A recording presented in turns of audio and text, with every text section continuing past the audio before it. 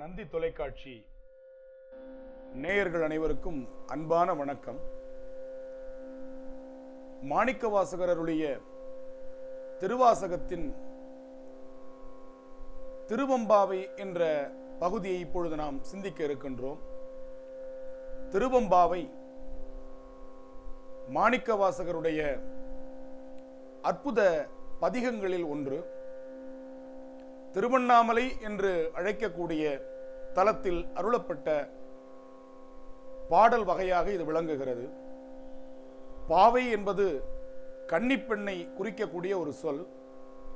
பாவையர் கொண்டாடும் நோன்பாக மார்கழி நோன்பு விளங்குகிறது.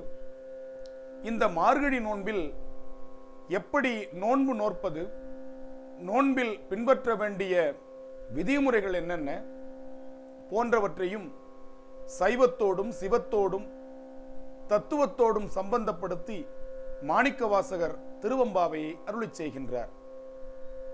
திருவண்ணாமலை நினைக்க முக்தி தரும் தலம்.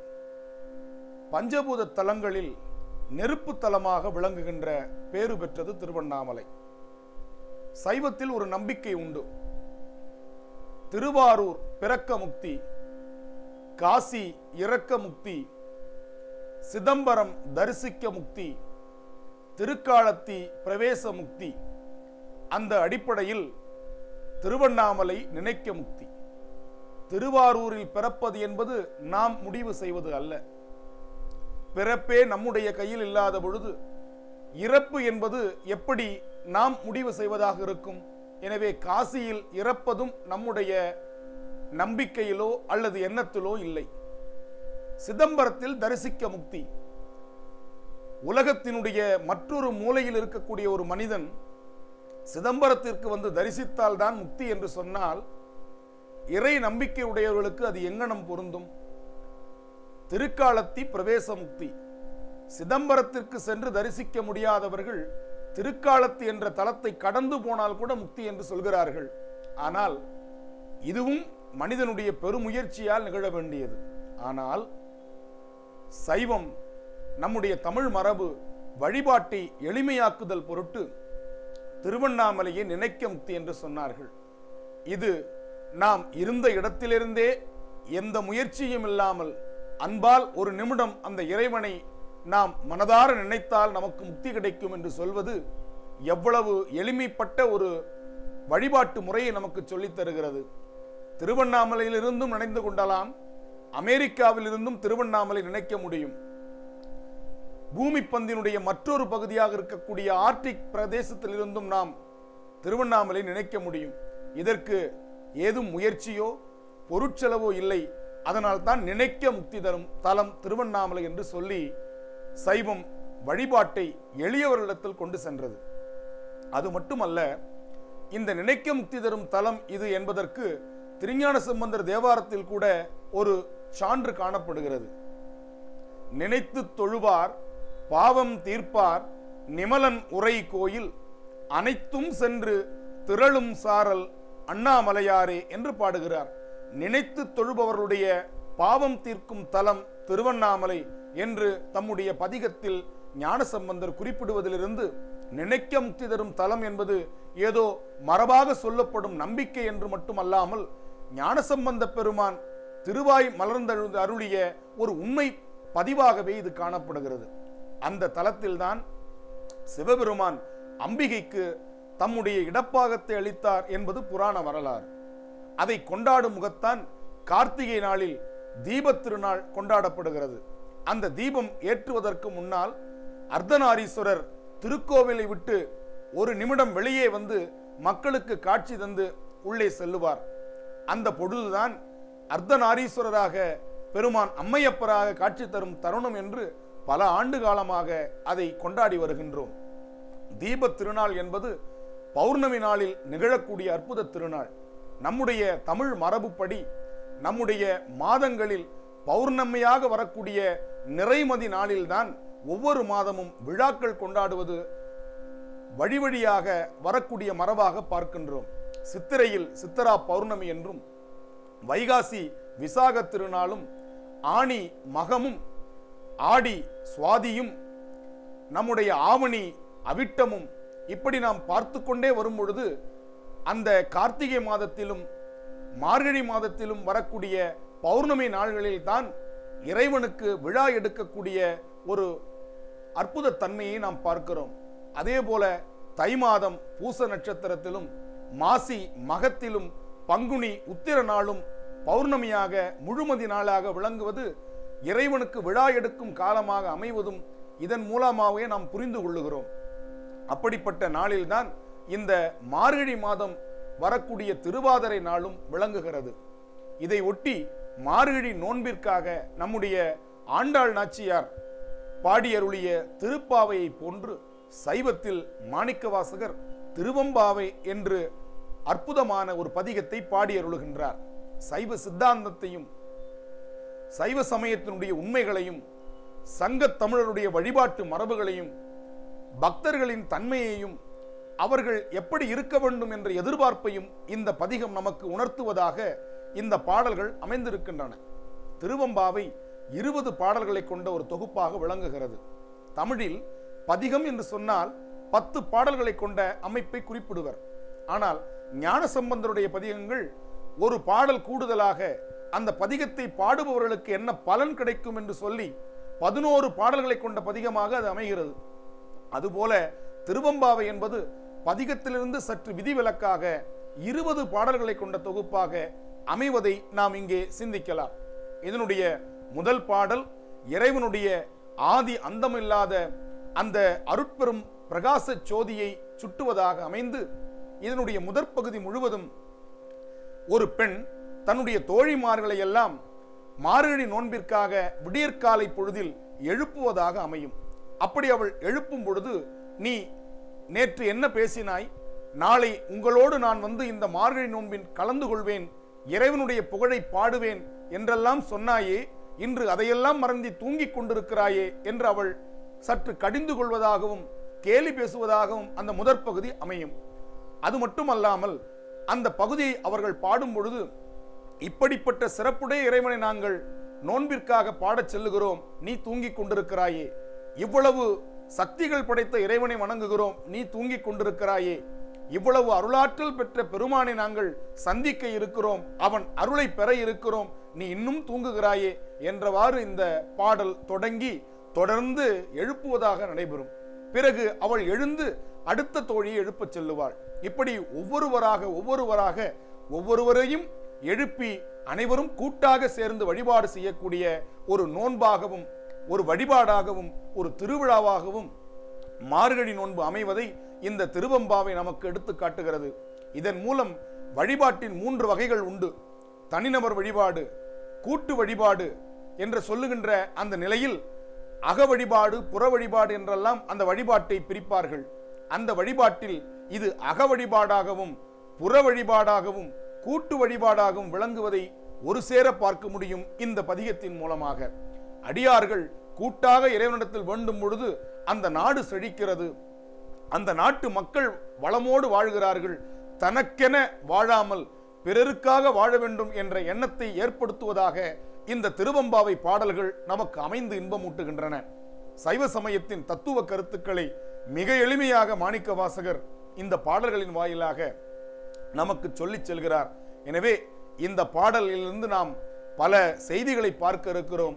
அதனுடைய முதல் பாடல் இப்படி தொடங்குகிறது. புறநீர்மை என்ற பண் இந்த பாடலினுடைய பண்ணாக அமைகிறது. ஆதியும் அந்தமும் இல்லாரும் பேரும் சோதியையாம் பாட கேட்டேயும் வாழ்த்தடங்கண். ஆதியும் அந்தமும் இல்லாரும் பெரும் சோதியையாம் பாட கேட்டேயும் வாழ்த்தடங்கண். மாதேவளருதியோ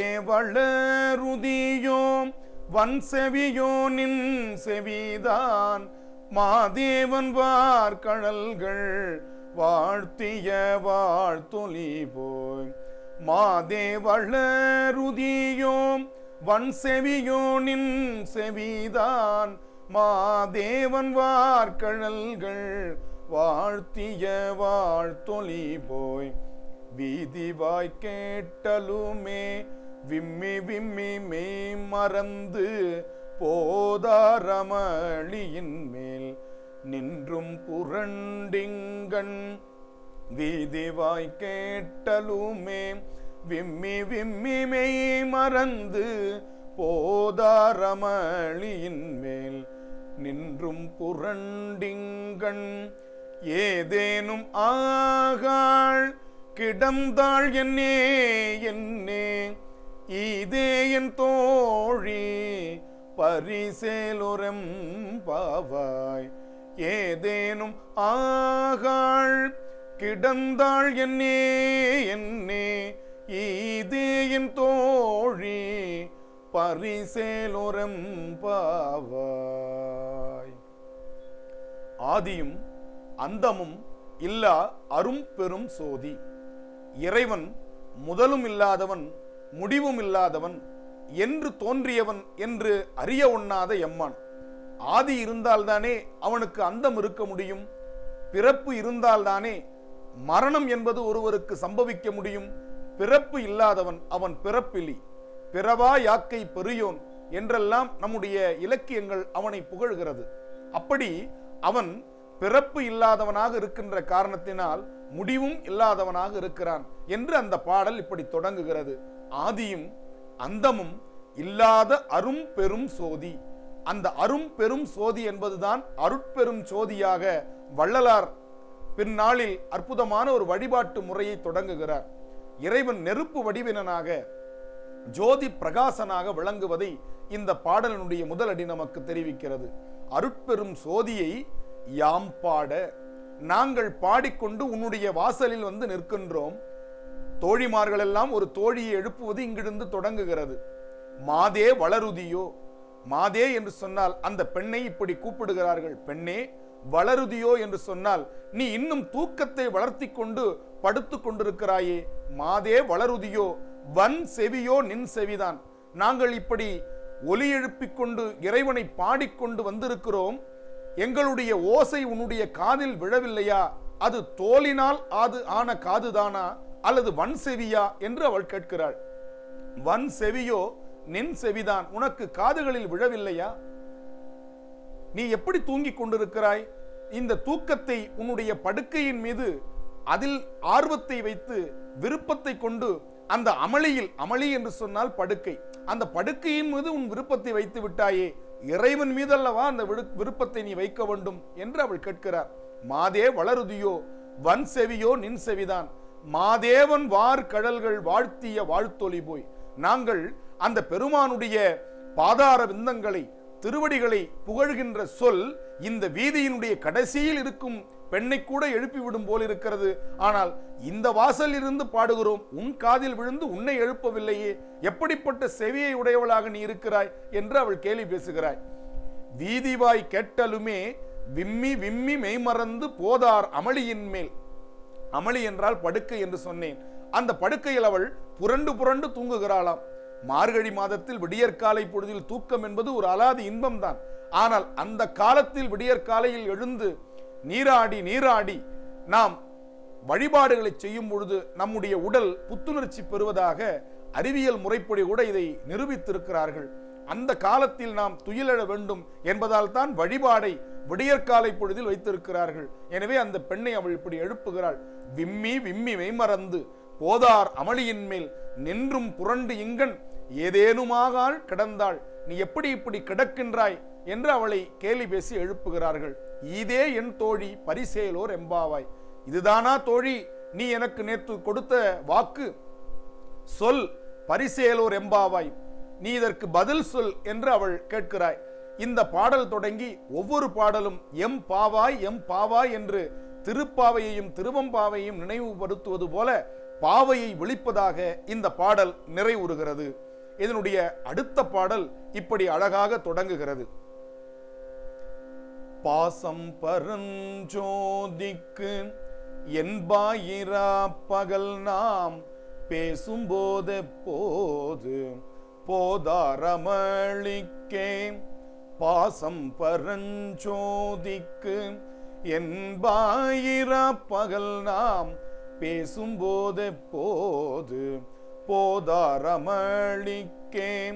நேசமும் வைத்தனையோம் நேரிழையாய் நேரிழையீர் சீச்சிவையும் சிலவோ விளையாடி நேசமும் வைத்தனையோம் நேரிழையாய் நேரிழையீர் சீச்சிவையும் சிலவோ விளையாடி ஏசும் இடம் கீதோ விண்ணோர்கள் ஏத்துதற்கு கூசும் மலர் பாதம் தந்தருள வந்தருளும் ஏசும் இதம் கீதோ விண்ணோர்கள் ஏத்துதற்கு கூசும் மலர் பாதம் தந்தருள வந்தருளும் தேசன் சிவலோகன் தில்லை சிற்றம்பலத்துள் ஈசனார்கண்பார்யாம் ஆரேலொரம்பாவாய் தேசன் சிவலோகன் தில்லை சிற்றம்பலத்துள் ஈசனார்கண்பார்யாம் ஆரேலொரம் பாவாய்.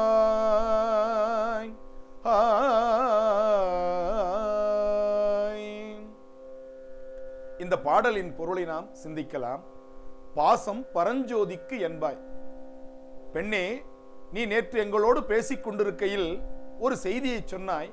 என்னுடைய பற்று, என்னுடைய பாசம், என்னுடைய அன்பு எல்லாம் அந்த பரஞ்சோதியாக விளங்கக்கூடிய சிவபெருமானுக்குத்தான் என்று நீ வாய்வலிக்க பேசி சென்றாய். ஆனால் இன்று நடப்பது என்ன? நீதான் எங்களை விடவும் தூங்கிக் கொண்டிருக்கிறாய். நேற்று சொன்ன என்ன ஆயிற்று என்று மீண்டும் அவளை கேலியோடு எழுப்புகிறாள். பாசம் பரஞ்சோதிக்கு என்பாய். இரா பகல் நாம் பேசும்போது எப்போதும் இரவு பேசினாலும் அந்த பரஞ்சோதியை பற்றி தான் பேசுவாய், பகலில் பேசினாலும் அவரை பற்றி தான் நீ பேசுவாய். இந்த இடத்தில் ஒரு தத்துவத்தை வைக்கின்றார். இறைவனை எப்பொழுது வணங்குவது என்ற ஒரு கேள்வி நமக்கு எழுகிறது. காலையில் வணங்கலாமா, அல்லது பிற்பகலில் வணங்குவதா, அல்லது மாலையில் வணங்குவதா என்றெல்லாம் நமக்கு ஐயங்கள் எழும் பொழுது, மாணிக்கவாசகர் மட்டுமல்ல, அவருக்கு முன்பும் பின்னும் வாழ்ந்த அருளாளர்கள் இறைவனை வணங்குவதற்கு காலம் இல்லை, எந்த நேரத்திலும் வணங்கலாம். திருஞான சம்பந்தர் குறிப்பிடுகிறார், துஞ்சலும் துஞ்சலில்லாத பொழுதினும் நெஞ்சகம் நைந்து நினைமின் நாள்தோறும். அவனை நாள்தோறும் நினையுங்கள், தூங்கும் பொழுது கூட அவனை நினைத்து கொண்டே தூங்குங்கள், கனவிலும் அந்த பெருமான் உங்களுக்கு காட்சி தருவான் என்று குறிப்பிடுகிறார். முப்போதும் அவனை வணங்க வேண்டும், எப்போதும் வணங்க வேண்டும் என்று நாவுக்கரசர் சொல்லுகிறார். எனவே காதலாகி கசிந்து கண்ணீர் மல்கி அவனை ஓதுவதற்கு நாள் ஏது, நட்சத்திரங்கள் ஏது, பொழுது ஏது? எந்த நேரமும் அவனை வணங்குவதற்கு ஏற்ற நாள்தான். சிலர் இப்படி சொல்ல கேட்டிருக்கிறேன். திங்கட்கிழமை சிவபெருமானுக்கு உகந்தது, செவ்வாய்க்கிழமை விநாயகருக்கு உகந்தது, முருகப்பெருமானுக்கு உகந்தது, வெள்ளி ஞாயிறு அம்பாளுக்கு உகந்தது, சனிக்கிழமை பெருமாளுக்கு உகந்தது என்றெல்லாம் சொல்வார்கள். அவையெல்லாம் அவர்களுக்கு உகந்ததல்ல, நமக்கு உகந்ததுதான். பெருமானுக்கு வேண்டியவர்கள் வேண்டாதவர்கள் இல்லாதது போல இது வேண்டிய நாள், இது வேண்டாத நாள் என்ற நாளே அவனுக்கு கிடையாது. இறை காரியத்தை செய்வதற்கு, இறை வழிபாட்டை செய்வதற்கு நாள் நட்சத்திரம் பார்க்க வேண்டியதில்லை, அது மனிதர்களுக்குத்தான். இன்னும் சொல்ல போனால் இறைவனை வழிபாடு செய்பவர்களும் கூட நாள் நட்சத்திரம் பார்க்க வேண்டாம். ஒரு முறை இப்படித்தான் ஞானசம்பந்தர் மதுரைக்கு கிளம்பும் பொழுது திருநாவுக்கரசர் அவரிடத்தில் சொல்லுகிறார், இன்று நாளும் கோளும் நல்லதாக இல்லை, இன்று நீங்கள் செல்ல வேண்டாம், பிறகு ஒரு நாள் செல்லுங்களேன் என்று குறிப்பிடும் பொழுது ஞானசம்பந்த பெருமான், அடியார்களுக்கு நாளும் கோளும் நலிவினை செய்யாது, அதை இறைவன் பார்த்து கொள்வான் என்று சொல்லி கோளறு பதிகம் பாடுகிறார். வேயுரு தோழி பங்கன் விடம் உண்ட கண்டன் மிக நல்ல வீணை தடவி மாசரு திங்கள் கங்கை முடிமேல் அணிந்து என் உளமே புகுந்த அதனால் ஞாயிறு திங்கள் செவ்வாய் புதன் வியாழன் வெள்ளி சனி பாம்பிரண்டும். இந்த பாம்பிரண்டு என்பது ராகு கேது என்ற நிழல் கிரகங்களை குறிப்பதாகும். அவை உடனே ஆசரு நல்ல நல்ல, அவை நல்ல நல்ல அடியாரவர்க்கு மிகவே. ஒரு சொல்லை 3 முறைக்கு மேல் அழுத்தமாக சொல்லுவது வழக்கமில்லை. ஆனால் ஞானசம்பந்த பெருமான் நல்ல என்ற ஒரு சொல்லை 3க்கு மேல் 4 முறை அழுத்தம் திருத்தமாக பதிவு செய்கிறார். அடியார்களுக்கு இந்த கோள்களாலும் நாள்களாலும் துன்பம் வராது, அவர்கள் உண்மையான அடியார்களாக இருக்கும் பட்சத்தில் என்று குறிப்பிடுகிறாள். அதுபோல இரவும் வணங்க வேண்டும், பகலும் வணங்க வேண்டும் என்பதை குறிப்பாக அந்த தோழிமார் நினைவுபடுத்துவதாக இங்கே இந்த இரண்டாவது பாடல் செல்லுகிறது. நாங்கள் பேசிக்கொண்டிருக்கும் பொழுது இராப்பகல் நாம் பேசும்போது எப்போது இப்போதாரமளிக்கே நேசம் வைத்தனையோ, அப்படி பேசிவிட்டு இந்த படுக்கையில் உன்னுடைய விருப்பத்தை உன்னுடைய பாசத்தை வைத்திருக்கிறாயே, இதுதான் உன்னுடைய உறுதிப்பாடா என்று அவள் கேட்கிறார். சீச்சி இவையும் சிலவோ விளையாடி, நீ விளையாட்டா சொன்னியா நேற்று என்று அவள் உரிமையோடு அவளை கடிந்து கொள்ளுகிறாய். நேசமும் வைத்தனையோ நேரிழையாய் நேரிழையீர், சீச்சி இவையும் சிலவோ விளையாடி ஏசும் இடம் ஈதோ, ஒருவரை ஒருவர் ஏசிக்கொள்ளும் இடமா இது? இது இறைவன் வந்து தங்கிய பூமி அல்லவா, இங்கு நாம் ஒருவரை ஒருவர் ஏசிக்கொள்ளலாமா என்று அந்த எதிர்தரப்பு பெண் இவளை கேட்கிறாள். என்னை நீ வையாதே, மார்கழி மாதத்தில் யாரையும் வையக்கூடாது என்று விரத நோன்பு நமக்கு சொல்லுகிறது, விரத விதிமுறைகள் நமக்கு சொல்லுகின்றன. எனவே ஏசும் இடம் ஈதோ, விண்ணோர்கள் ஏத்துதற்கு கூசும் மலர்பாதம், அவர்கள் கால் வைப்பதற்கு கூட அஞ்சுகின்ற அற்புதமான பூமியில் நீ வந்து யாரையும் ஏசி விடாதே என்று அவள் பயத்தோடு பதிலளிப்பதாக இந்த பாடல் அமைகிறது. தேசன் சிவலோகன், தேசன் என்று சொன்னால் என்ன பொருள்? ஒளி உடையவன். தேசு என்று சொன்னால் ஒளி என்று பொருள். தேசன் என்று சொன்னால் ஒளி உடையவன், ஒளி பிரகாசனாக இருக்கக்கூடிய ஒளிப்பொருள் என்று பொருள். நாம் வடமொழியில் தேஜஸ் என்று சொல்லுவோம். தேஜஸ் என்று சொன்னால் ஒளி என்று பொருள். அதுதான் தமிழில் தேசன். சிவலோகன் தில்லை சிற்றம்பலத்துள் ஈசனார்க்கு அன்பாரியாம் ஆரேலோர் என்பாவன். நம்மை விட அவனுக்கு அன்பு செலுத்தக்கூடியவர்கள் இந்த உலகத்தில் யார் இருக்க முடியும்? அதனால் இறைவன் ஒன்றும் நம்மை கோபித்துக் கொள்ள மாட்டான், வாருங்கள் செல்லலாம் என்று அந்த பெண் எழுந்து மற்றவர்களை அழைத்து கொண்டு போவதாக இந்த திருப்பாடல் மிக அற்புதமாக நிறைவடைகிறது. அடுத்த மூன்றாவது பாடலோடு உங்களை நான் சந்திக்கிறேன். நன்றி, வணக்கம்.